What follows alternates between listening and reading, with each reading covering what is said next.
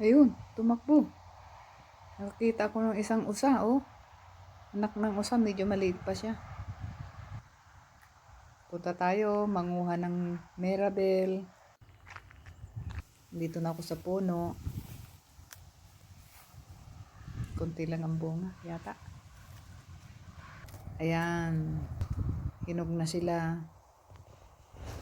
Katamtaman lang ang hinog. Kasi pagka overripe na siya, hindi masyadong masarap.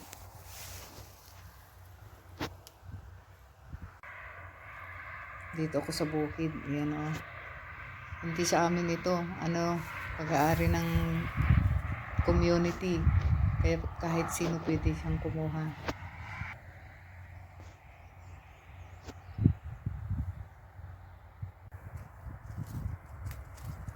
Para sa mga ibon. Pero ako'y nakikipitas na rin. Sarap mamitas kaya. Sarap ng pakiramdam. Bago ilagay sa bag, lagay muna sa bibig. Pag uwi, busog na ang tiyan.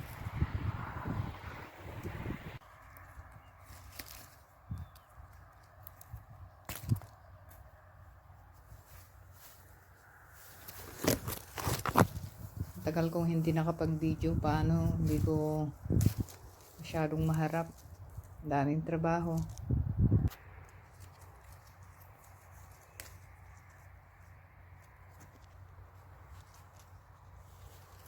Aywan ko lang kung maipagpapatuloy ko pa to kasi wala na rin akong trabaho. Retired na ako.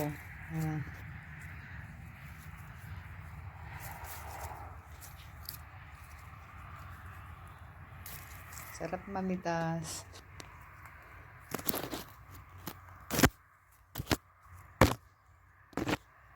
Ang presko sa bukid.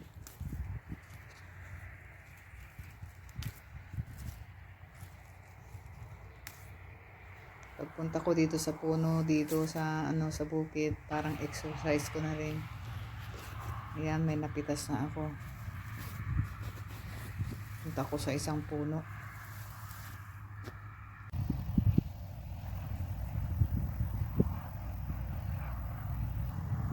Mga bulaklak sa parang na hindi pinapansin pero magaganda siya. Minsan kumukuha ako ng mga flowers na ito. Nilalagay ko sa lamisa namin.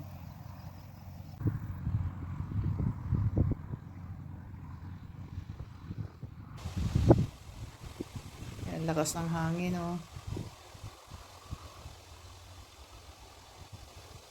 Ang mga dahon parang kumakaway lang sila.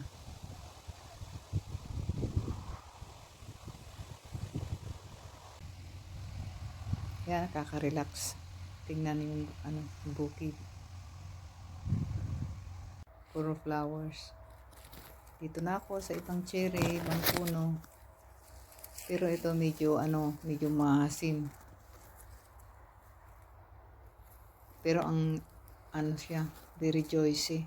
Masabaw. Maano ba yung matubig? Ano ba yung pangalan nun? Juicy. Kaya lang medyo pagdating sa may malapit sa buto, medyo maasim-asim na siya.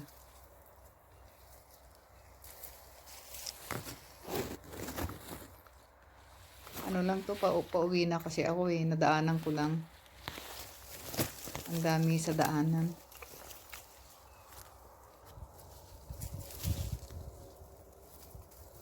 Ito rin, medyo maasim din siya.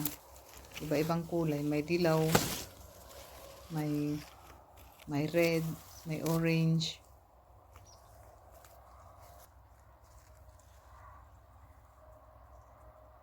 Malalaki din siya, oh.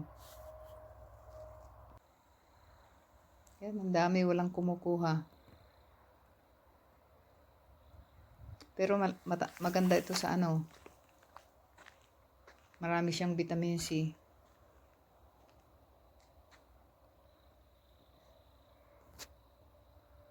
Panlaban sa sakit.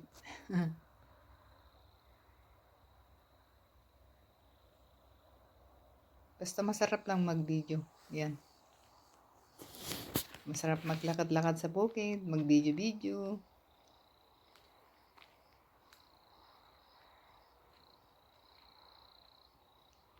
Sobrang dami. Yan.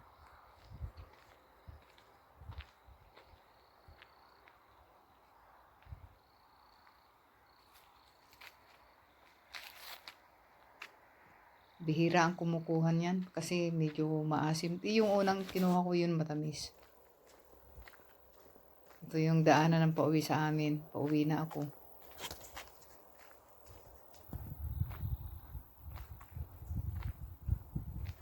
Yan pa. Yan mga punong ano. Puno ng ano yun. Walnut. Ayun. Papasok na ako sa amin. Bye-bye na. Next time ulit.